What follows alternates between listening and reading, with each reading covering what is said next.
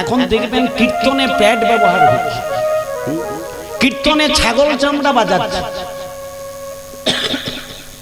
মহাপ্রভুর যে শ্রী খোল, অন্য কোন বাদ্যযন্ত্রকে শ্রী বলা হয় না। কি তবলা, দিঘি তবলা না, হ্যাঁ কিনা বলুন? কিন্তু খোলকে কি বলা হয়? শ্রী খোল। শ্রী মানে, শ্রী মানে সুন্দর। কি? তাহলে এটি হলো মহাপ্রভুর কলেবর, অদ্বিতীয় কলেবর হলো শ্রী খোল। চৈতন্যের খোল বাজিছে, চৈতন্যের খোল। কার খোল? চৈতন্য। আর করতাল হলো নিত্যানন্দ। এই নিয়ে কীর্তন। কিছু যদি নাও থাকে, আমার গৌর হরি বললেন, আপনাদের যদি খোল করতাল নাও থাকে, বাড়িতে আপনারা সকলে আপাতত কিছু করুন আর না করুন, সন্ধ্যাবেলা বাড়ির সবাইকে নিয়ে আপাতত আপনার দুটো হাত গৌর হরি দিয়েছে, এই হাত দুটো দিয়েও আপনি হরি নাম করতে পারবেন। করো, কর মানে হাত নাকি?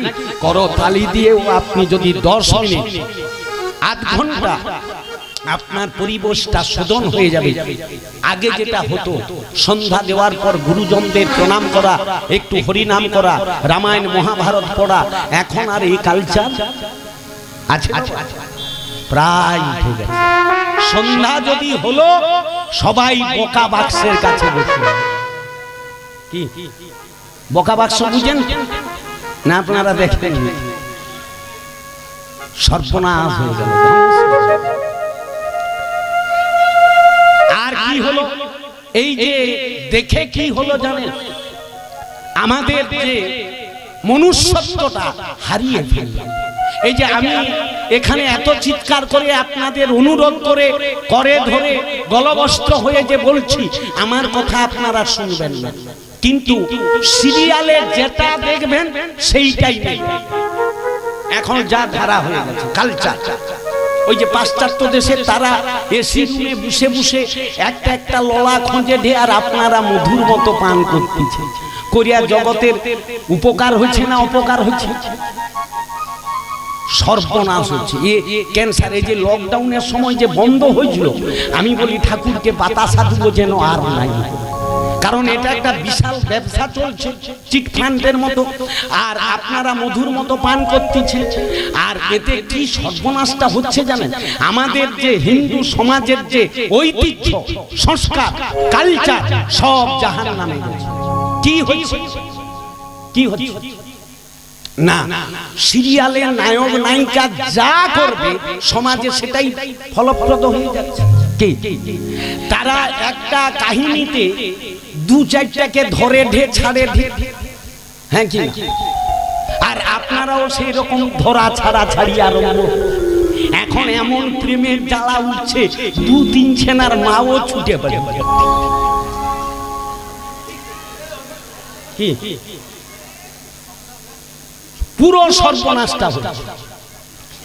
এইবারে যেটা আগে ছিল না, কি আধা বয়সের বুড়ি, যুবক যুবতী সব ফ্যাশন। কি ফ্যাশন না? তারা এই যে বিউটি পার্লারে যাচ্ছে, গিয়া চুল কেটে সিং বার করা ঢে, এরাও সিং বার করে। মানে তারা যা করবে এখানে সমান। তারা ভুরু কেটে শুরু করে ঢে, এনেও শুরু করছে। তারা বড় বড় নখ রাখে। এই যে দেখুন, আগে আগে আমার যারা বয়স্ক আছে, আগে আমরা যখন স্কুলে যেতাম, প্রাইমারিতে পড়তাম, আগে গিয়ে স্কুলে আগে টিচার আসার সঙ্গে সঙ্গে আগে হাত দেখতে, আগে যদি নখ আছে সেই ডাস্টার দিয়া লাঠি দিয়া গাঁট তুলি দিই, কারণ নখে আবর্জনা প্রয়োজন, শরীর খারাপ। এখন কে কত বড় নখ রাখবে সে কালচার। কি এসছে কোথা থেকে? না ওই সিরিয়াল নখের কম্পিটিশন। আমি সেদিন একজন এমএ পাস করেছে একটা মেয়েকে বলতেছি, কি রে মা তুই এত বড় বড় নখ রাখছিস কেন? এই যে ঠাকুমা এদিকে শুন, এত বড় বড় নখ রাখছিস কেন? না রাখার কারণ হচ্ছে আমি তো রাস্তায় একা একা ঘুরি, যদি আমাকে কোথাও উগ্রপন্থী অ্যাটাক করে, আমার হাতে তো কোনো অস্ত্র নাই, ওই নখ দিয়া চালিয়ে।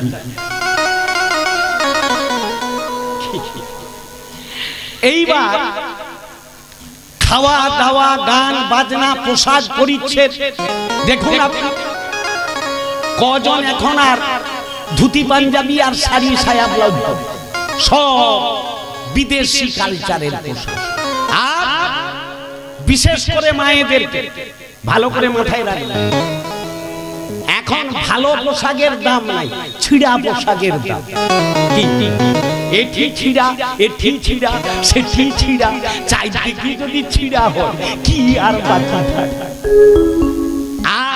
এই যে এত শ্লীলতা হানি হচ্ছে, তার কারণটা ওটাই। একটি মেয়ে, আপনার কন্যা উপযুক্ত যখন দ্বাদশ বর্ষীয় পেরিয়ে যাবে, মায়েদের তখন অঙ্গে কিছু অঙ্গের প্রস্ফুটিত হয়, বহিঃপ্রকাশ হয়। আর সেই সময় কাল থেকে ভগবান 5টা জায়গায় সুধা দেয়। ভাগবত বলছে 5টা জায়গায় সুধা মানে বুঝেন মায়েদের কটা জায়গায় সুধা আছে। ওটা উপযুক্ত কালে ভগবান ওই 5টি জায়গায় সুধা দান করে। কেন? পরবর্তী প্রজন্মকে রক্ষা করবার জন্য। 5টা জায়গার মধ্যে কোথায় কোথায় আছে? কাই মায়েরা বলতে পারবেন? বলা যাবে না? প্রথম নম্বর আছে কেশে। কেশ মানে চুল। এই কেশাগ্র এই জন্য কাউকে দেখাতে নেই। এই যে মাথায় ঘোমটা দেওয়া, ইসলাম ধর্মীয়রা বোরখা পরে এই কারণে। কেশ দেখানো যাবে না, কেশের মধ্যেই পুরো সেক্স আছে। এখন তো আর এই সমস্ত কালচার, কে কতটা চুলের বাহার দেখাইতে। আর এই কেশাগ্র দেখে ধ্বংস হয়েছিল কে জানেন? পুরাণে আছে। সিক্ত বসনে, সিক্ত বস্ত্রে স্নান করে, এই এলোকেশ করে গিয়েছিলেন মাদ্রি। চলুন পুরাণের প্রমাণ না দিয়ে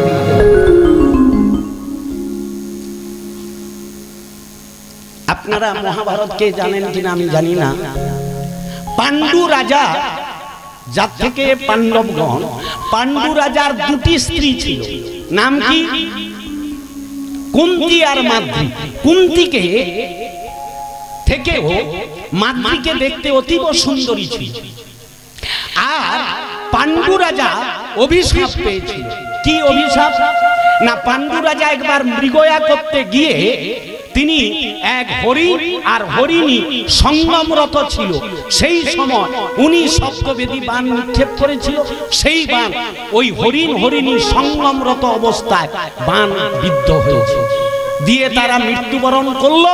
আর মরার সময় পাণ্ডু রাজাকে বলে গেল, আজকের যে সঙ্গমরত অবস্থায় তুমি আমাদেরকে বধ করলে, আর আমরাও তোমাকে বলে গেলাম তুমি যেদিন এইভাবে সঙ্গম করবে সেই দিন তুমিও বধ হবে, তোমার মৃত্যু হবে। সেই যে অভিশাপটা ছিল বলে পরবর্তীতে কুন্তী মাদ্রিকে বিবাহ করেও কুন্তী মাদ্রিকে রাজপুরীতে রাখলেন না। তিনি কি করলেন? পাণ্ডু রাজা তার কৃতকর্ম খণ্ডনের জন্য বনবাসে গমন করলেন। আর সেই বনবাসে গিয়ে একটি পাতার কুটির তৈরি করে কুন্তী মাদ্রি তার সেবার সহযোগিতা করলেন। পাণ্ডু রাজা কৃতকর্ম খণ্ডন করছে ভগবান। অভিশাপের কথা তো মাথায় আছে। একদিন পাণ্ডু রাজা বসে বসে গভীর চিন্তায় মগ্ন, কাঁদছে। আজ আমার ভাগ্যের কি,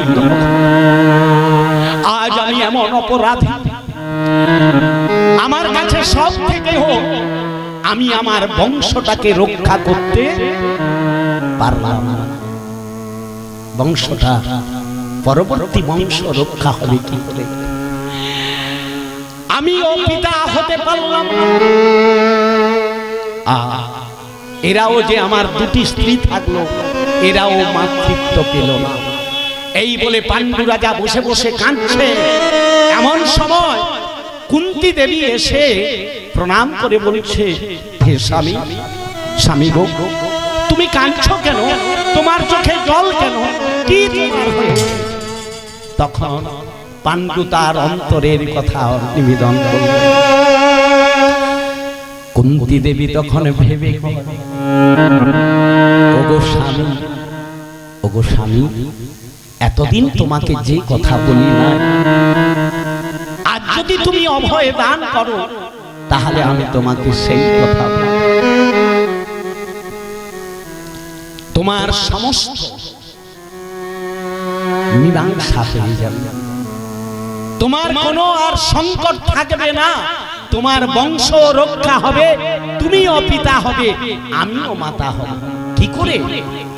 আমার যে অভিশাপ আছে, আমি তো তোমাদের কোনোদিন স্পর্শ করতে পারবো না, তাহলে আমার মৃত্যু হবে। আপনাকে স্পর্শ করতে হবে না, আপনার বংশ রক্ষা হবে। ওগো স্বামী, এতদিন যে কথা আমি বলি নাই, আজ যদি তুমি অভয় দান করো, আমি সেই গুপ্ত কথা তোমার কাছে বলবো। এই যে বাবা পঞ্চ পাণ্ডব দেখছেন, এরা কেউ পাণ্ডুর পুত্র নয়, পাণ্ডব নামে অভিহিত, কিন্তু এরা কেউ পাণ্ডু পুত্র নয়। তাহলে কুন্তী দেবী কি বললেন?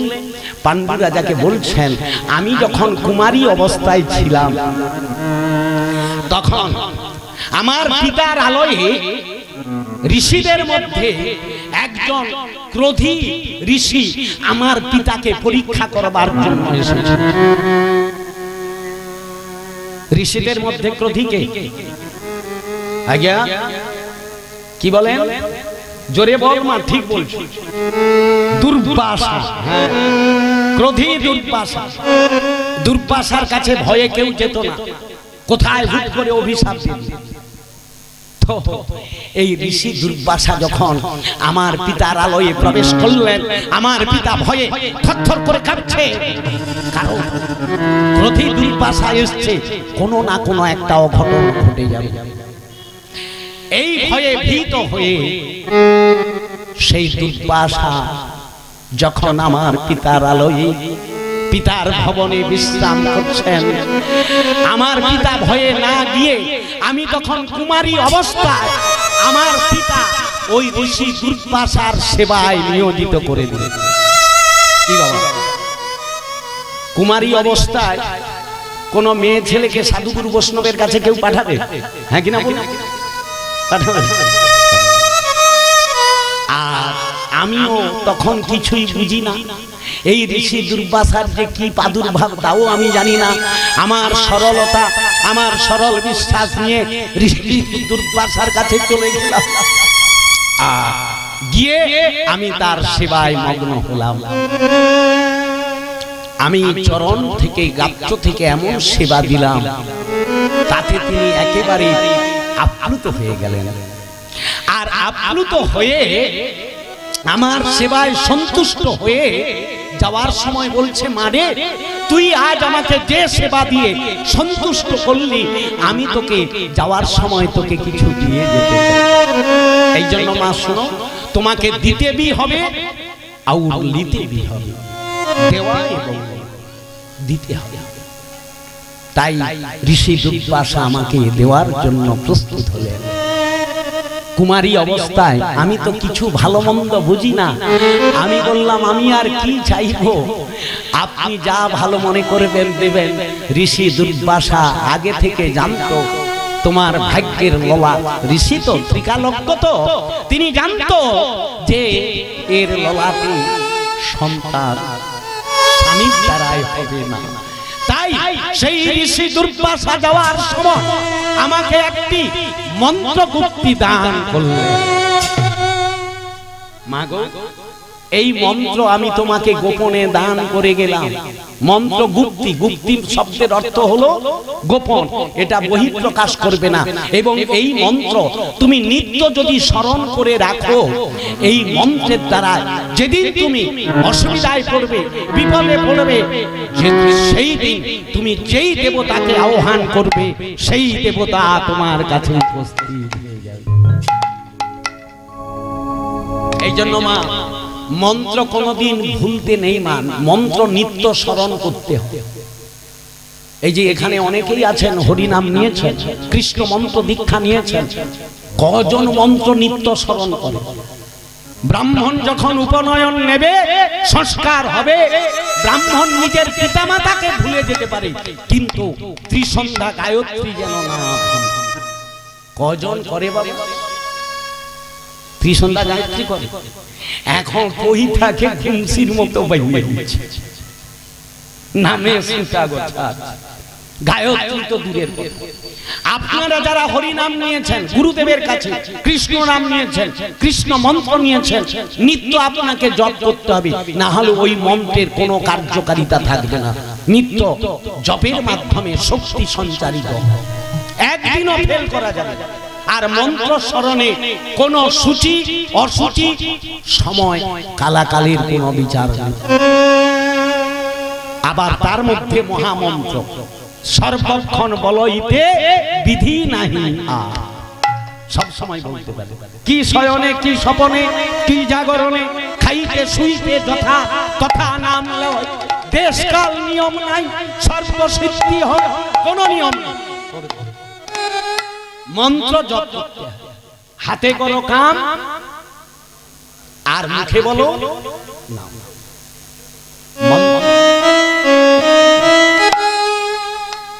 কুন্তী দেবী সেই মন্ত্রকে স্মরণে রাখলেন, মন্ত্র দান করে ঋষি দুর্বাসা চলে গেল।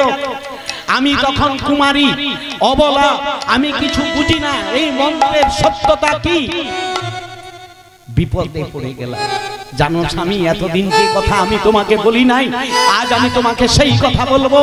শোনো স্বামী, ঋষি দুর্বাসা আমাকে মন্ত্র দিয়ে চলে যাবার পর আমি এই মন্ত্রের সত্যতাটাকে যাচাই করবার জন্য দিবা ভাগে আমি যখন যে দেবতাকে স্মরণ করব তিনি আমাকে আশীর্বাদ করবেন, আমার মনোবাঞ্ছা পূর্ণ করবে। তাই আমি সেই কুমারী অবস্থায় দিবা ভাগে সাক্ষাতে আমি সূর্য দেবতাকে আহ্বান করে ফেললাম। আর সূর্যদেব এসে আমাকে আশীর্বাদ করলো, পুত্রবতী হও। আহ্বান করতে গিয়ে আমি বিপাকে পড়ে গেলাম। কি হলো? সূর্যের আশীর্বাদে আমি কুমারী অবস্থায় গর্ভ হয়ে গেলাম। এই কথাগুলো শুনে কেউ মনে করবেন না সূর্যদেব এসে বোধহয় কুন্তী দেবীকে সঙ্গম দান করেছে, না, ওটা আশীর্বাদী সন্তান না। বুঝা গেল? এই কথা অন্তরে ভাববেন, তাহলে অপরাধ হবে, শাস্ত্র অমর্যাদা হবে। সূর্যদেবের আশীর্বাদে কুন্তী দেবী কুমারী অবস্থায় গর্ভ হয়ে গেল, আর সেই গর্ভ নিয়ে আমি বিপাকে পড়ে গেলাম। হায় হায়, এ কি করে সম্ভব হবে? আমি যে অসতী হয়ে যাব। আবার পুনরায় সেই সূর্যদেবকে স্মরণ করলাম, আপনাকে আহ্বান করে আমি বিপাকে পড়েছি, কিন্তু আমি এই ফসলটি কি করব? তখনই সূর্যদেব বললেন, তুমি চিন্তা করো না, আমি তোমাকে অসতী হতে দেব না। তোমার নিম্ন দ্বার দিয়ে ওই সন্তান প্রকাশ হবে না। আমার ইচ্ছায় ওই সন্তান, তোমার 9টা দাঁত তো আছে মা, কটা দাঁত মানুষের? দাঁত মানে বুঝেন তো, ছাঁদারে চোখ কান করে শিশ্ন গুজ্জ করে 9টি দাঁত আছে। অতএব আমি তোমার ঊর্ধ্ব দ্বার দিয়ে ওকে বাইরে প্রকাশ করে দেব। এই বলে সেই কুন্তীর কুমারী অবস্থার সন্তানকে তিনি কর্ণদ্বার দিয়ে বহিঃপ্রকাশ করেছিল বলে কুমারী অবস্থার সন্তান কুন্তী দেবীর নাম হলো তার কর্ণ। সেই সন্তানকে উনি একটি পাত্রে করে জলে ভাসিয়ে দিয়েছিল। কথা বুঝতে পারছেন? সেই সেই কথাটি আজ পাণ্ডুর কাছে কুন্তী দেবী বললেন, এখনো আমি সেই মন্ত্র গুপ্তি কিন্তু ভুলি না। আপনি যদি অনুমতি দান করেন তাহলে আপনিও পিতা হতে পারেন, আপনার বংশ রক্ষা হতে পারে, আমিও মা হতে পারি। পাণ্ডু দেবী শুনে তো অবাক, হায় হায় কুন্তী, এতদিন তুমি বলো নাই কেন? আমি তো এই চিন্তায় জর্জরিত হয়েছি। তাহলে বেশ, আমি তোমাকে অনুমতি দিলাম, নির্ভয়ে নিঃসংকোচে তুমি পুত্রবতী হও, আমার বংশ রক্ষা করো বলে কুন্তী দেবী তিনি সেই মন্ত্রে প্রথম আহ্বান করলেন। কাকে? ওই যে যমরাজ আর ধর্মরাজ, এই ধর্মরাজকে আহ্বান করলেন। আর ধর্ম এসে কুন্তী দেবীকে আশীর্বাদ করলেন, তার দ্বারা একটি সন্তান পেল, তার নাম হলো ধর্মপুত্র। কার পুত্র? পাণ্ডুর পুত্র কেহ বলে না। কার পুত্র? ধর্মপুত্র যুধিষ্ঠির, এই ধর্মের পুত্র। এরপর আবার কুন্তী দেবী আবার এক দেবতাকে আহ্বান করলেন। যুধিষ্ঠিরকে প্রথম পেল, জ্যেষ্ঠ পুত্র। এরপর আবার এক দেবতাকে আহ্বান করলেন, তিনি এসে গেলেন। তিনি কে? হ্যাঁ, ভীম হবে। মধ্যম পাণ্ডব ভীম কার পুত্র? মায়েরা দেখেন, এই যে সিরিয়ালের নায়ক নায়িকার নাম মনে আছে, এইগুলো তো জানতে হবে। আর এর ভিতরে যা ইন্টারেস্ট আছে আপনি যদি শুনেন রাতের পর রাত বসে যাবেন, তন্ময় হয়ে যাবেন। কোন দেবতাকে আহ্বান করলেন? পবন। পবন মানে বাতাস। পবন পুত্র হনুমান। আর এই পবনের আশীর্বাদে কুন্তী দেবীর দ্বিতীয় পুত্র হলো, নাম তার ভীম।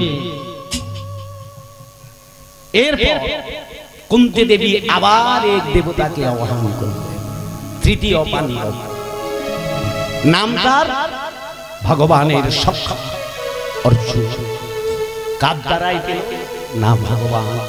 সেই দেবরা ইন্দ্রকে আহ্বান করলো, ইন্দ্রের দ্বারাই আশীর্বাদ পেল, তার দ্বারাই সন্তান হলো, তৃতীয় পাণ্ডব, নাম হলো তার অর্জুন।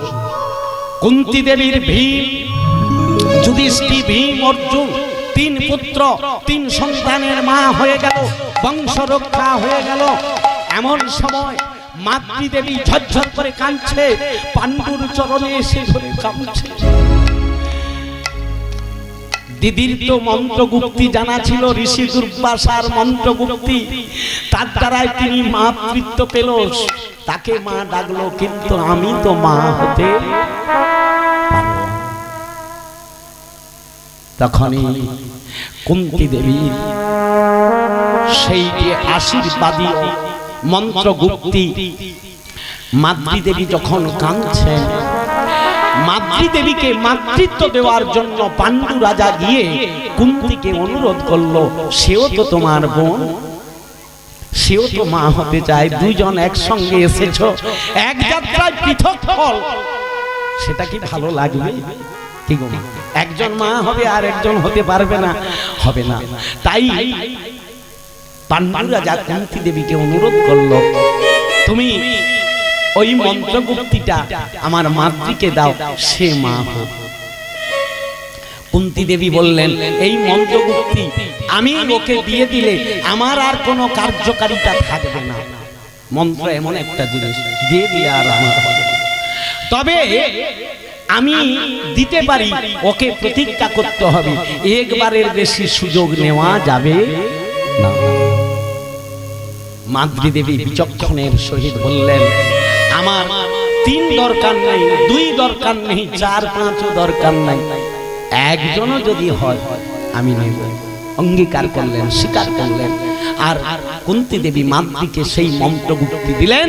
আর সেই মন্ত্রগুপ্তি স্মরণ করে কুন্তী দেবী বুদ্ধিমত্তার পরিচয় দেখলেন মাদ্রীর কাছ থেকে। মাদ্রী বুদ্ধিমত্তার পরিচয় দিয়ে কি বুঝিয়ে দিলেন, না একবার তো সুযোগ নাকি, দ্বিতীয়বার তো আর হবে না মা। তাই এই একবার সুযোগে উনি এক বাক্যের দ্বারা, এক বাক্যে এক আহ্বানে দুইজন দেবতাকে আহ্বান করে ফেললেন একই বাক্যে। সেটি হলো কি,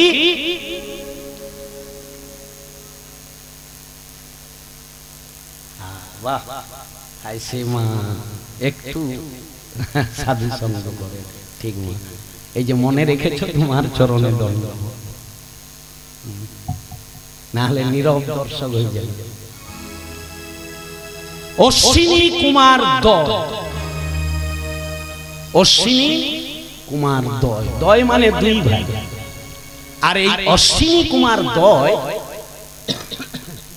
দেবতাগণের বৌদ্ধ ছিলেন, চিকিৎসক।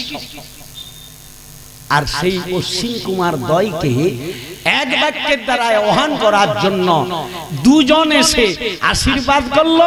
আর একসঙ্গে মাদ্রী দেবী দুই পুত্র পেয়ে গেলেন, নাম হলো তার নকুল সহদেব। এই করে ঠিক আছে, পাঁচজন তাহলে সমস্ত দেবতার সন্তান। তাহলে পাণ্ডুর আর কোনো চিন্তা থাকলো না। এইভাবে পঞ্চ পাণ্ডবকে বনে পেয়ে গেল। আর পাওয়ার পর একদিন কাল বসে, যে কথাটা বলতে গিয়ে এতগুলো কথা বলছি, কাল বসে একদিন পাণ্ডু রাজা বসে ধ্যান মগ্ন। আর মাদ্রী দেবী স্নান করে সিক্ত বসনে, এই জন্য ভেজা কাপড়ে মায়েদেরকে দর্শন করতে নেই, এলোকে দর্শন করতে নেই, এই সিক্ত বসনে এলো কেসে মাদ্রী দেবী পাণ্ডু রাজার যেই সম্মুখ দিয়ে চলে যাচ্ছে। আর তার ওই কেশাগ্র দর্শন করে পাণ্ডুর ভেতরে কামের উদ্বেগ হলো। আর সেই কামে জর্জরিত হয়ে তিনি আর স্থির থাকতে পারলেন না। সঙ্গে সঙ্গে গিয়ে মাদ্রীকে আলিঙ্গন করলেন। মাদ্রী কত নিষেধ করলেন, শুনলেন না। আর সেই আলিঙ্গনের দ্বারাই পাণ্ডু রাজা মারা গেলেন। এই জন্য কেশ কাউকে দেখাতে নেই। কেশ মানে চুল। 5টা জায়গায় সুধা আছে বলেছিলাম। এইবারে চলো, প্রথম হলো কেশে, তারপরে অষ্টদার মুখ, এই যে চুম্বন, এর দ্বারাই কামের উদ্ভব। এরপর কোথায়, আরে এরপরেরটা তো আপনারা বলতে পারেন। সুধা কোথায় আছে?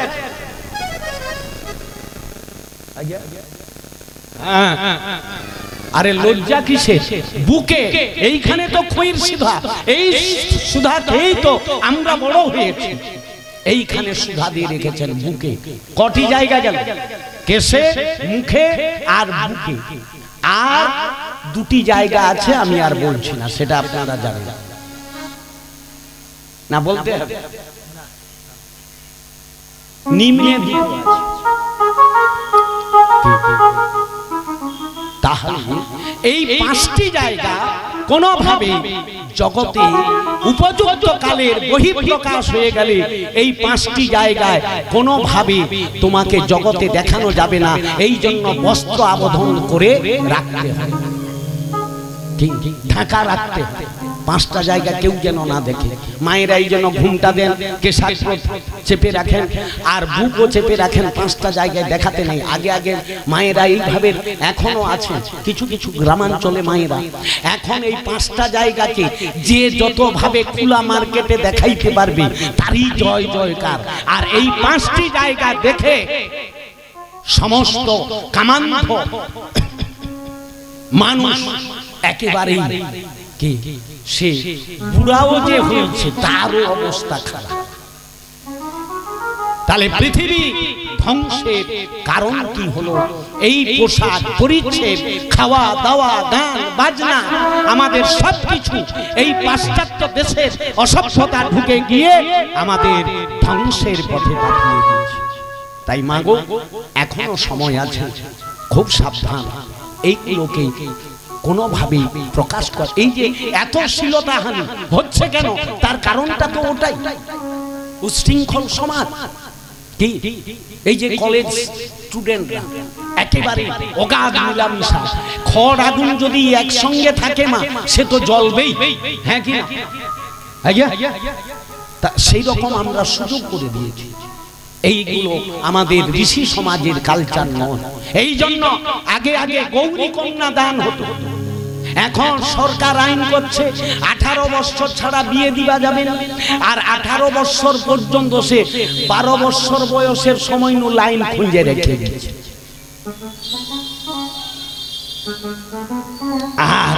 এদিকে গড়ে 18 বছর নাই হলে কন্যাশ্রী দেবনি, রূপশ্রী দেবনি। রূপ দেখতে দেখতে তারপরে সে মাধ্যমিক পাস করার পরে সব স্মার্ট মোবাইল দিয়ে দিচ্ছে, সারা দিন খুঁচে ঢে, সারা রাত খুঁচে ঢে, জেঠি টাওয়ারে লাগিয়েছে যোগ হ্যালো যদি কইছে গেল। তাহলে জগতের কল্যাণ হচ্ছে তো, উপকার হচ্ছে। আপনি ভাবছেন দিচ্ছেন, দিয়া যে কি সর্বনাশটা হচ্ছে, ওটা তো খালি ভোট নিবাদ করবে। আপনি ভাবছেন বিশাল দিচ্ছে, আর ও দেওয়াটা তো আরে সে কি তার অন্য দিবে কি? ও তো নিজের ধনে নিজে চোখ। কি ভাবছেন ভান্ডার দে, মোবাইল দে, সাইকেল দে, বিনা পয়সায় চাল দে, সব দে, আর জিরা 800 টাকায় নে, জল দিয়া জল বার করা, এ ধাইটা জল ঢুকাতে সে ধাইতে বার করা, এর নাম রাগ। আর এই গোলক ধাঁধা প্রতিটি মানুষ পড়ে গেছে, শুধু চাওয়ার প্রবণতা বেড়ে গেছে। যত দিচ্ছে তত কি হচ্ছে, লোভ বাড়ছে। আর লোভে, জোরে বলে লোভে আর পাপে, এ কথা জানা আছে কারো? জানা আছে?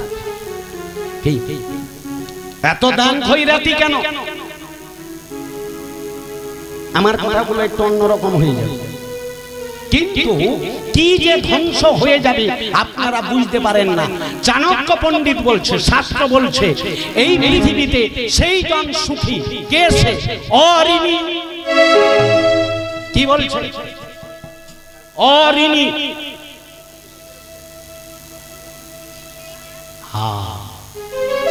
আমরা কি করলাম? আমি তো বেশ ঘি খায়া খায়া বুড়ি মোটা করিয়া, ঋণ করিয়া করিয়া, ঘরে উঠে উঠে খায়া খায়া মোটা হইয়া স্টোভ হইয়া তো মরবই। কি কিন্তু প্রজন্মের উপরে ঋণের বোঝাটা চেপে গেল। আর ঋণ যে করবে তাকে এ জন্মে কেন, পরজন্মে কুকুর হইয়াও ঋণ শোধ করতে হবে, ছেড়ে দিতে পারবে না, অত সোজা না। এই জন্য চাণক্য বলেছিল, যদি পৃথিবীতে সুষ্ঠুভাবে জীবন যাপন করে যেতে চাও তাহলে কি করতে হবে?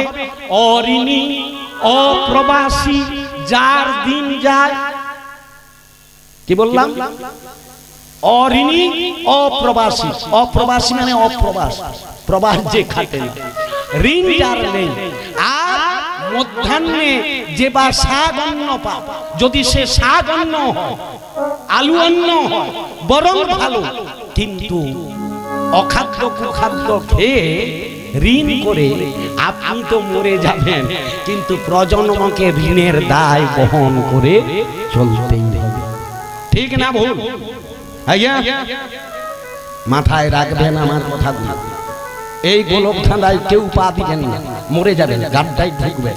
এই জন্য সব সময় চেষ্টা করবেন, ভগবান কত সম্পূর্ণ পৃথিবী দিয়েছেন, জন্ম দিয়েছেন যিনি, আহার যোগাবেন তিনি। তাই কুরুক্ষেত্রের রণাঙ্গনে ভগবান শ্রীকৃষ্ণ বলেছিলেন, কর্মই একমাত্র ধর্ম, কর্ম কর। আর আমরা কি করছি? কি করিয়া খালি ছাড়িয়া খাই। কি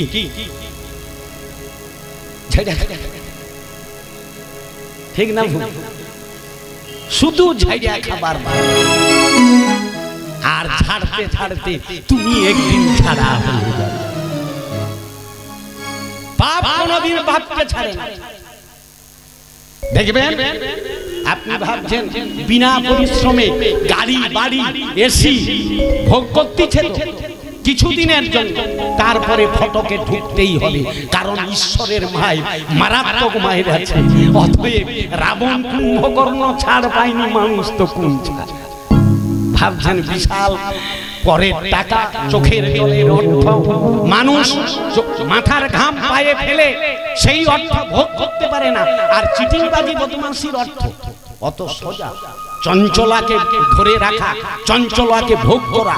আর ভগবান তোমাকে ওই অর্থটা দিবে, আর দেওয়ার পরে কি হবে, তোমার ভেতরে তখন কামনা বাসনা জাগবে, এটা করি ওটা করি করতে করতে উপর লেভেলে উঠবে, আর একবারে ধপাস, তখন তোমার কাছে কেউ থাকবে না।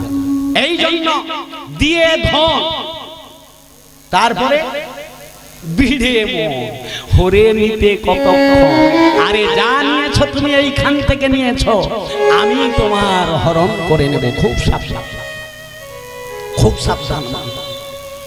এই জন্য আপনাদের চরণে নিবেদন করব, নিজের যতটা কর্ম করে কষ্ট করে উপার্জন করবেন অর্থ, জগন্নাথ দাস ভাগবত বলেছেন, কষ্ট করে সততার মধ্যে অর্থ উপার্জন করো, আর সৎ পাত্র দেখে দান করো। কষ্ট করি উপার্জন, সৎ পাত্রে করি দান। সত্র করি উপাদান, সৎ পাত্রে করি দান। কষ্ট করি উপার্জন, সৎ পাত্রে করি, আর কষ্ট করি উপার্জন, সৎ পাত্রে করি দান। কষ্ট করে অর্থ উপার্জন করো, আর সৎ পাত্র দেখে দান করো। আপনারা বলবেন কি সৎ, কোথায় সৎ, কোথায় দেব? মা, আপনার জ্ঞান বুদ্ধি বিবেক চেতন বৈরাগ্য আছে, তবেই তো আপনি মানুষ। ভগবান আপনাকে 5টা জিনিস দিয়েছে, আর আপনি এই দেওয়ার সময় পাত্র চিহ্নিত করতে ভুল যদি করেন, এই যে উৎসব কমিটি, এখানে সৎ পাত্রটা কোনটা হবে জানেন? আপনার দেয়ত বস্তুটি যদি গোবিন্দের সেবায় লেগে, ভগবানের সেবায় লেগে, ভক্ত সেবায় লাগতে পারে, এটাই হলো জগতে সৎ পাত্র। এই যে কালকে এরা প্রসাদ দান করবে নাকি, আপনি যা পারবেন বাড়িতে যেটাই খেতেন সেটাই আপনি এখানে দিয়ে পাবেন। তাহলে বাড়িতে খেলে কি খেতেন বলুন? আরে বাড়িতে খেলে কি খেতেন? ভাত। আর এখানে কি পাবেন? আরে এখানেও চাল সিদ্ধ হবে, ঘরেও চাল সিদ্ধ হয়, দুটো নাম আলাদা। ঘরে চাল সিদ্ধ হলে তাকে বলি আমরা ভাত, আর এখানে চাল সিদ্ধ হলে এটিকে বললেই অন্ন। কেন না, একটি হলো নিবেদিত আর একটি হলো অনিবেদিত। আর ভগবান বললেন, আমার দেয়ত বস্তু আমাকে যদি কেউ নিবেদন করে গ্রহণ করে তবেই সে ভাগ্যবান, আর আমার দেয়ত বস্তু যদি আমাকে নিবেদন না করে গ্রহণ করে সে হলো মস্ত বড় চোর। গীতাতে কি গো মা, এর সৎ পাত্র আর হতে পারে না। এই জন্য যেখানে হরিনাম হবে, যেখানে প্রসাদ হবে, যেখানে ভাগবত হবে, অযাচিত ভাবে দেবেন, অযাচিত ভাবে। কমিটি ভক্তমণ্ডলী যদি নাও চায়, আপনি অকাতরে বাবা আমি এইটুকু দিচ্ছি, আমার ভক্ত সেবায় লাগিয়ে দাও, কারণ আমি তো আমার কোনোদিন সৌভাগ্য হবে না, সুস্মৃতি হবে না, আমার বাড়িতে সাধু গুরু বৈষ্ণব ভগবানকে নিয়ে যেতে পারবো না। তোমরা আজ করছো, আমি তার সঙ্গে একটু সহযোগিতা করে দিলাম। এই যজ্ঞে কেউ যদি একটি সলতেও বানিয়ে দেয় তাতেও আপনার কাজ হয়ে যাবে।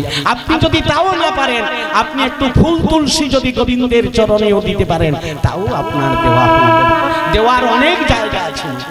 আপনাকে যে অর্থ দিয়ে সহযোগিতা করতে হবে এমন কথা নয়। শুধু যে অর্থ দিলেই হবে না, কেউ যদি শ্রমও দেয় সে দেওয়াটা দরকার। এই জন্য দেখবেন যে কোনো যজ্ঞে সকলে হেডেক নিতে চায় না, 2-4 জন হেডেক নেয়।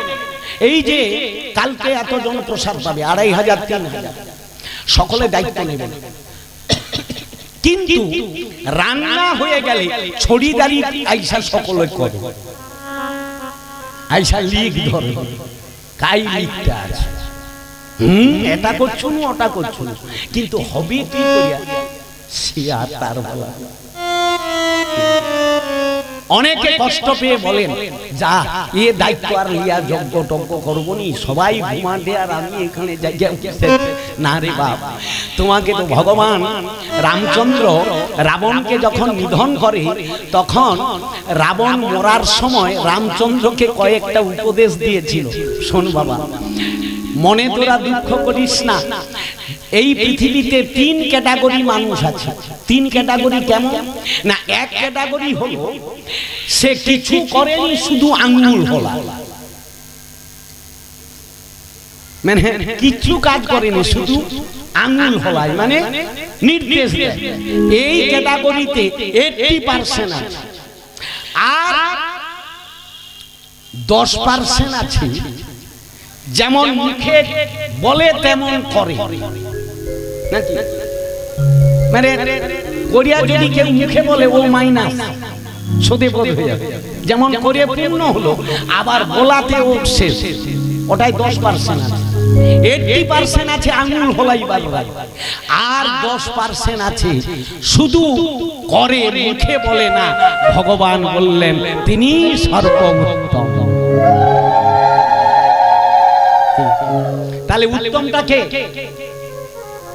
আরে তুমি কর্ম করে যাও, ফল দেওয়ার মালিক এক, কিচ্ছু বলার দরকার।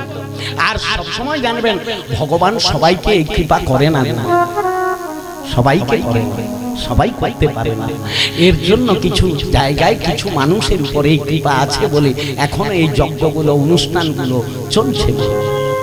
করবে যত করে হরিনাম, যত করে প্রসাদ দান, যত এলাকায় বেশি করতে পারবে ততই আপনাদের কল্যাণ হবে, জগতের কল্যাণ হবে। তাই আমার গৌর হরি সচী মাতাকে বলেছিল, মা তোমাকে কোথাও ছুটাছুটি করতে হবে না, তুমি বাড়িতে বসে ভগবত কৃপা লাভ করবে। আমার খালি কয়েকটা উপদেশ তোমাকে মানতে হবে। কি করবে না? ভোরবেলা যে উপদেশটা দিয়েছিল মা, আমি সেই উপদেশটা আপনাদের দিয়ে যাচ্ছি। আপনারা যদি সেইটি করতে পারেন আপনাদের এখানে আসাটা সার্থকতা হবে। এই অভ্যাসটা করবেন। কেউ যদি সূর্য উদয়ের আগে প্রভাতে যদি কেউ হরি নাম করে, আজকের এই যে দামোদর ব্রত নিয়ম সেবা, মঙ্গল আরতি, প্রভাতী কীর্তন, নগর পরিক্রমা আপনার এলাকায় হচ্ছে তো? অনেকে মাস ব্রত করেছিলেন, আজকের কমপ্লিট। যারা কার্তিক মাসের প্রথম থেকে শেষ পর্যন্ত না, ব্রতটা আমাদের চলবে অঘ্রাণের 6 তারিখে আছে উত্থান একাদশী, ওই একাদশী পর্যন্ত চলবে। কারণ এবছর পক্ষগুলো এগিয়ে গেছে, তার কারণ শ্রাবণ মাস অধি মাস ছিল, সেই কারণে দুর্গাপুজো কার্তিক মাসকে চলে এসেছে। আশ্বিন মাসে হওয়ার কথা, আমাদের দামোদর ব্রত অঘ্রাণ মাসকে চলে গেছে। এই জন্য যারা ভাবছেন মাস ব্রত করেছেন, ওটা নয়। আপনারা দুর্গাপূজার বিজয়া থেকে, একাদশী থেকে আগামী উত্থান একাদশী, এইটা হলো দামোদর ব্রত নিয়ম সেবা। অতএব ভাবছেন যারা আজকের বোধহয় ব্রত শেষ, কাল সেগা খাইয়ে না, অনুরোধ করে যাচ্ছি যারা মাসটা আপাতত কভার করেছেন, আর 6টা দিন মা একটু কষ্টাকষ্টি করিয়া কটা দিন, আরে আজ তো সংক্রান্তি হয়ে গেল, আর 6 দিন উত্থান একাদশী ব্রত করবেন। দ্বাদশীর দিন পালন করে ব্রতের ওইটা দামোদরের পক্ষ, ঠিক আছে? আর এইটাকে পূরণ করবেন। আর এই যে ব্রতের বহু নিয়ম আছে, সেগুলো আমি আর বলবো না, টাইম কম, সময় কম, অতএব সে অনেক কথা। তবে যে কথাটা বলতে চাইছি আপনারা মনোযোগ দিয়ে শ্রবণ করবেন। যেটা আপনারা 1 মাস ধরে নগর পরিক্রমা হরিনাম করলেন, ভগবানকে দীপ দান করালেন, মহাপ্রভু বলল এই সিস্টেম কালচারটা আপনি প্রতিদিন বাড়িতে করবেন। কিভাবে করবেন না, মহাপ্রভু সতীমাতাকে যে উপদেশ অমৃত দিয়েছিল, চলুন আমরা সেই কথাটা শুনি। আর শুনলে আপনারা শুনবেন, তাতে যদি আপনারা করতে পারেন আপনার জায়গাটা ঠিক হয়ে যাবে, আপনার জীবন ধন্য হয়ে যাবে। নিতাই গৌর প্রেমানন্দে। গৌর হরি সতীমাতাকে বলল, মা তুমি জাগিয়া লহ কৃষ্ণের নাম রে নগরবাসী, জাগিয়া লহ কৃষ্ণ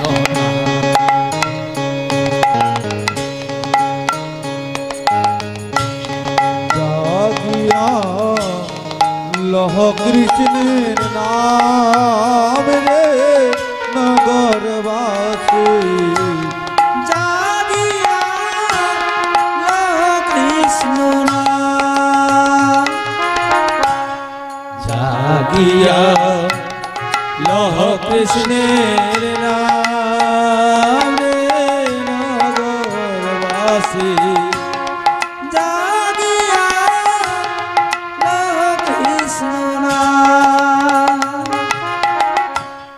প্রভাতে গোবিন্দের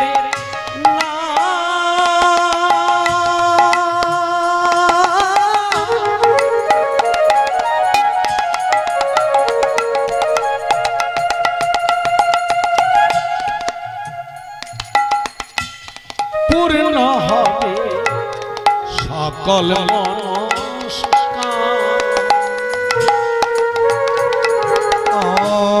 প্রভাতে লহ গোবিন্দের নাম মননে,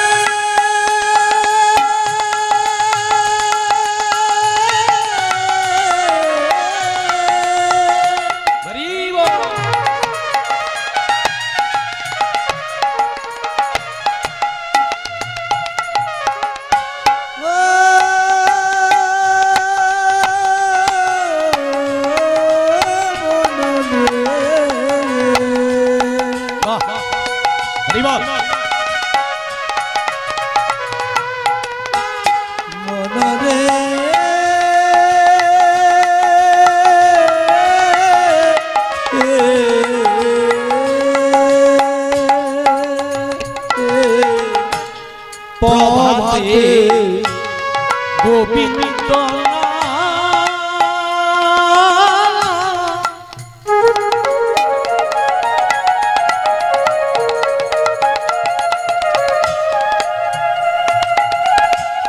পূর্ণ হবে সকল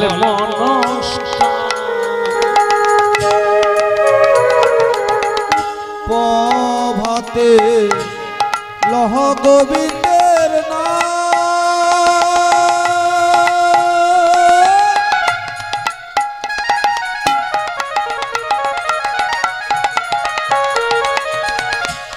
পূর্ণ হবে সকল মনস্কামনা,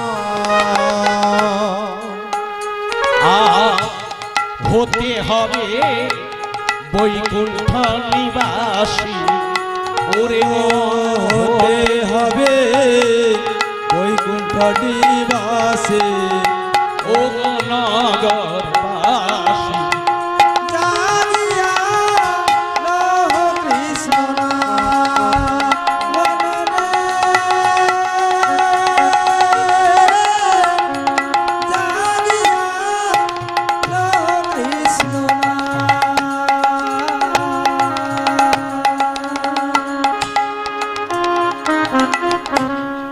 তাহলে কি বললেন? জাগিয়া লহ কৃষ্ণের নাম। কখন কখন বলুন দেখি? যার আছে কাজ সকাল সকাল। হ্যাঁ গো, এই জন্য সূর্য উদয়ের 1 ঘন্টা 36 মিনিট পূর্বে জাগরিত হয়ে শয্যাতে বসে ভগবানের নাম নিয়ে নিবেন। আর সকালবেলা যদি কেউ গোবিন্দের নাম নিয়ে নেয় সারাদিন আর তার কোনো চিন্তা থাকে না। কুরুক্ষেত্রের যুদ্ধ রণাঙ্গনে, সংসার রূপ কুরুক্ষেত্রের যুদ্ধে আপনাকে আগে রক্ষা করতে হবে, ভগবানকে আশ্রয় করতে। আর ভগবান বললেন এই কুরুক্ষেত্রের যুদ্ধে যে আমাকে আশ্রয় করবে আমি তাকে রক্ষা করব। কুরুক্ষেত্র যুদ্ধ বন্ধ নাকি চলছে? কুরুক্ষেত্র মানে এই সংসার রূপ কুরুক্ষেত্র। আর এই যুদ্ধে পাণ্ডবগণ ভগবানকে আশ্রয় করেছে নয় কি বাবা? আর কৌরবগণ ভগবানকে আশ্রয় করতে পারে, কারণ অতি দর্পে হত লঙ্কা, হত লঙ্কা অতি মানচ কৌরবা। ওই যে মানি মানি মহামানি দুর্যোধন কুরুক্ষেত্রের যুদ্ধের আগে ভগবান অপশন দিয়েছে। কি অপশন? ভগবান অপশন দিলেন দুর্যোধন আর অর্জুনকে, কৌরবদের পাণ্ডবদের, যে আগামীকাল প্রভাতে আমি যার মুখ দর্শন করব আমি তারই পক্ষ অবলম্বন করব। প্রথম অপশন কে ধরতে পারে দেখি। এই বলে ভগবান কৌশল করে মাথার কাছে একটা স্বর্ণ সিংহাসন রাখছেন, আর পার কাছে একটা রূপ সিংহাসন রাখছেন, দুটাই কয়লা ঢাকা দেওয়া দিয়ে ভগবান অন্তর্যামী নিশ্চিন্তে ঘুমাচ্ছেন। এখন শুকুনি দুর্যোধনকে পালিশ করে দিয়েছে, ভাগ্নে দেরি করা যাবে না, অর্জুনের যাওয়ার আগে তুমি চলে যাও, কৃষ্ণকে আমাদের সঙ্গে নিতে হবে বলে। দুর্যোধন এসে যখন দেখলো কৃষ্ণ ঘুমিয়ে আছেন, দুটো চেয়ারে বস্ত্র আবরণ দেওয়া, অনেক ঘুরতে লাগলো, চারদিক ঘুরিয়ে দেখতেছি এখানে অনেকে আসছে যাদের মান নাই মর্যাদা নাই, যেখানে আসন পাচ্ছে বসে গেছে। কি আবার একজন আছে সে দেখে বসা যাবে কিনা সাতবার, তার মানে তার মান আছে। অক্রধ পরমানন্দ নিত্যানন্দরা অভিমান শূন্য নিতাই নগরে, তার কিসের মান? আরে এই দেহটা তো মাটি। কি যে বাবারা ভালো করে আসন পেতে দিচ্ছেন, অনেকে আসনে বসেন, হাই সে বাবারা যেমন সারা রাতটাই সেই মেজোতে বসে বসে চলে গেল। না মা, আসনে বসতে হয়, চেয়ারে বসতে নেই, অনেক সিস্টেম আছে। উঁচু আসনে বসে ভাগবত শুনতে নেই, মন উঁচিয়ে যায়, অহংকার বেড়ে যায়, এগুলো অনেক নিয়ম আছে। দুর্যোধন দেখছেন যে কোন জায়গাটায় বসা যায়, বস্ত্র আবরণ দেওয়া আছে, দুটো চেয়ার খুলে দেখলেন একটাই স্বর্ণ সিংহাসন, পায়ের কাছে রূপ সিংহাসন। উনি ভাবলেন আমি দুর্যোধন, কি রূপর সিংহাসনে কেউ বসবে?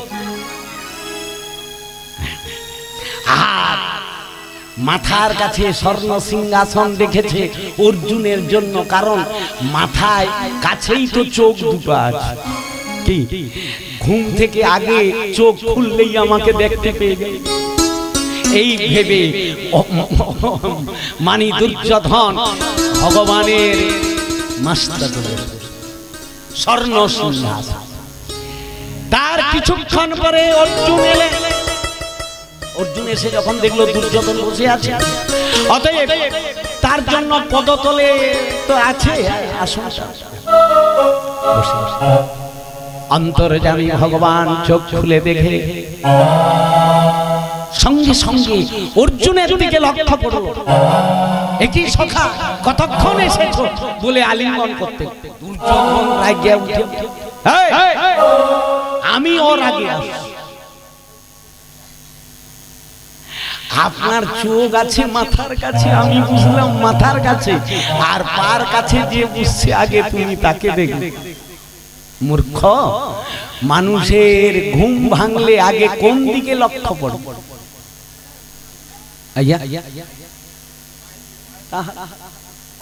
যে আমার চরণ আশ্রয় করবে, আমি তাকে কৃপা করব, আশ্রয় করিয়া ভজে তারে কৃষ্ণ নাহি তজে, আর সব মরে অগা।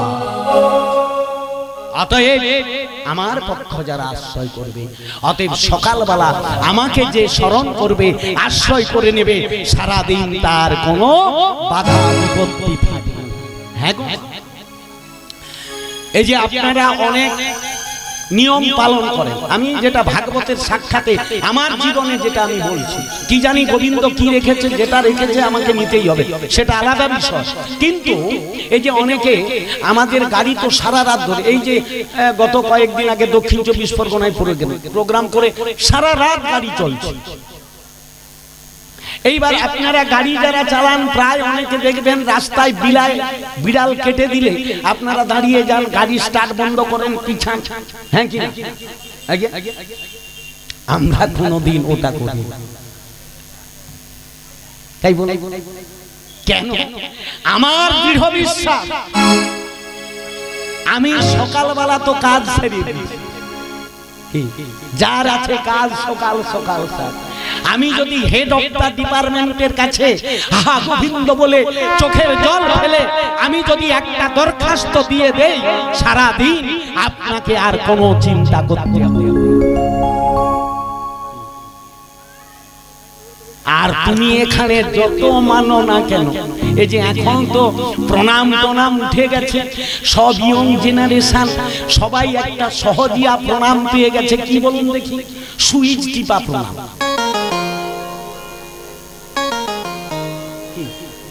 আরে সুইচ টিপা প্রণাম, বাবা মাকে চরণে হাত দিয়ে মাথা ঠেকিয়ে তো প্রণাম করা দূরের কথা। কলেজ যাচ্ছে কেউ বলে, আবার কেউ বলেনি, আবার যদিও কেউ বলে মা আসছি, মানে কি অন অফ, মানে স্টার্ট হলো আর বন্ধ হলো। আরে মূর্খ, ওটা কি তোর প্রণাম হলো রে? প্রণাম যদি করতে হয়, তোমার মাথাটা যতক্ষণ না এই পৃথিবী ধরা বক্ষে স্পর্শ করছে ততক্ষণ ওটা প্রণাম নয়। এই জন্য আমরা কি করি জানো মা? সকালবেলা উঠে আগে আমরা শয্যা ত্যাগ করার পরে আগে ভূমিষ্ঠকে প্রণাম করে নেই। সমুদ্র মেঘল দেবী পর্বত স্তন মণ্ডলে বিষ্ণুপত্নী নমস্তভ্যং পাদস্পর্শ ক্ষমস্বমে। মাগো, তোমার চরণে, তোমার বক্ষে পায়খানা, প্রস্রাব, খনন, মল মূত্র ত্যাগ, কত মিথ্যা, কত কিছু করছি, সমস্ত কিছু তুমি আমাকে অপরাধ থেকে ক্ষমা করো। কারা কারা করেন? গায়ে হাত তুলুন। প্রত্যহ কারা কারা শয্যা ত্যাগের পরে মাটিতে পৃথিবীকে প্রণাম করেন? বলুন। দু চারজন, কিন্তু না, ওইটা আপনি করে নেন, দেখবেন আপনার সারাদিনের কাজ হয়ে যাবে। তাহলে সকালবেলা উঠে আগে প্রভাতে গোবিন্দ জাগিয়া লহ কৃষ্ণ নাম, প্রভাতে গোবিন্দের নাম পূর্ণ হবে মনস্কাম, হতে হবে বৈকুণ্ঠ নিবাস। এই জন্য মা শোনো, গৌর হরি শ্রী মাতাকে বললো বেশি টাইম যাবে না, একটু টাইম শয্যাতে বসে যান, পূর্ব দিক বা উত্তর দিকটা লক্ষ্য করে হাতে তালি দিয়ে করবেন গৌর গৌর গৌর গৌর গৌর গৌর গৌর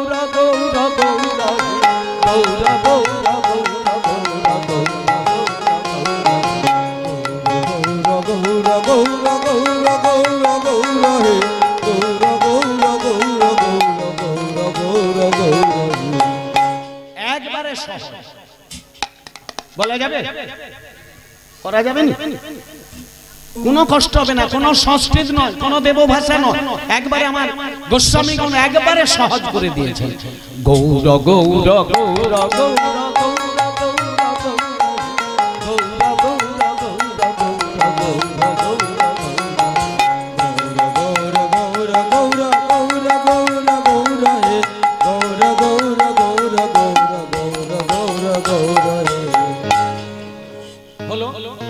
একবার হয়ে গেল। এরপর দ্বিতীয় স্টেপ, গৌর গৌর গৌর গৌর গৌর গৌর রক্ষমা গৌর গৌর গৌর গৌর গৌর গৌর পা গৌর গৌর গৌর গৌর গৌর রক্ষমা গৌর গৌর গৌর গৌর গৌর গৌর প্রাণিমা। একটা স্টেপ কমপ্লিট।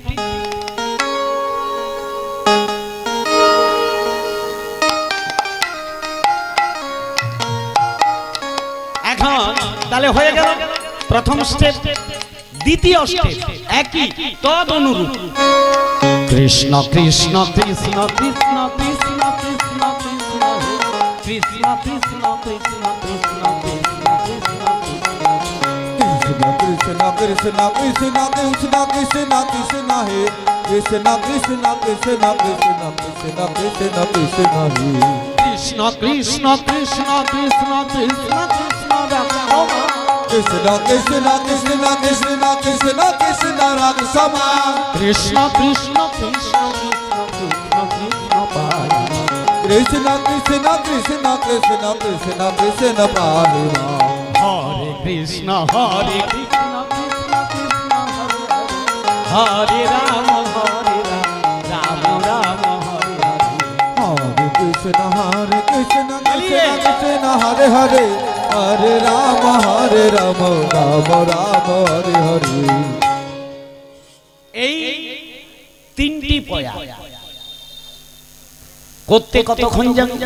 5 মিনিট নাকি আর বেশি যাবে না? তার আগে যে যার ঘুম থেকে উঠে যে যার গুরুদেবকে স্মরণ করে নেবেন। আগে গুরুকে স্মরণ করতে হবে, তারপরে গৌর গৌর, তারপরে কৃষ্ণ কৃষ্ণ মহামন্ত্র নাম, তারপরে গুরু প্রণামটা করে নেবেন। অজ্ঞানতিমিরান্ধস্য জ্ঞানাঞ্জন শলাকয়া চক্ষুর্মিলিতং যেন তস্মৈ শ্রী গুরবে। তারপরে এই ডিউটি কমপ্লিট। তারপরে পৃথিবীতে চরণ স্পর্শ করার আগে, মাটিতে পা দেওয়ার পূর্বে পৃথিবীকে প্রণাম করে নেবেন। ভূমিষ্ঠ মাথা যেন লাগে, এমনি হাতে মাথাটি যেন পৃথিবীতে। সমুদ্র মে খলদেবী পর্বত স্তনমণ্ডলী বিষ্ণুপত্নী নমস্তভ্যং পাদস্পর্শ সমস্ত। এই মন্ত্রটা বলে করতে হয়। তবে যদি আপনার এই মন্ত্র না জানা থাকে, আপাতত আপনি প্রণাম করে বলবেন, মা গো, তোমার পক্ষে যা কিছু করছি আমরা, সমস্ত অপরাধ থেকে তুমি আমাকে। সন্তান মাকেও লাথি মারে, মা যেমন সন্তানের কোনো অপরাধ নেই না, তেমনি মা গো, আমি কত অপরাধ করছি, তুমি আমার সেই অপরাধ মার্জনা করো, ক্ষমা করো। শ্রী দেবদত্তায় নমঃ, ভূমে নমঃ, নবদ্বীপ ধামনেভ্যো নমঃ, বৃন্দাবন ধামনেভ্যো। আর সে একবারে সকালবেলার ডিউটি শেষ। তাহলে প্রভাতে গোবিন্দ নাম, এটা প্রথম নম্বর।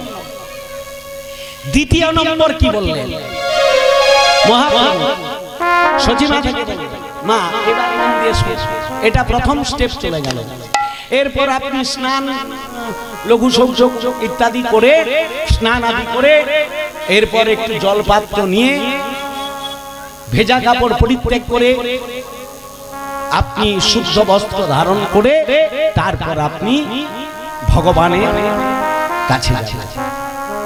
গীতা থাকুক, আলেখ্য থাকুক, একটি তুলসী টব রেখে দেবেন নিত্য তার চরণে।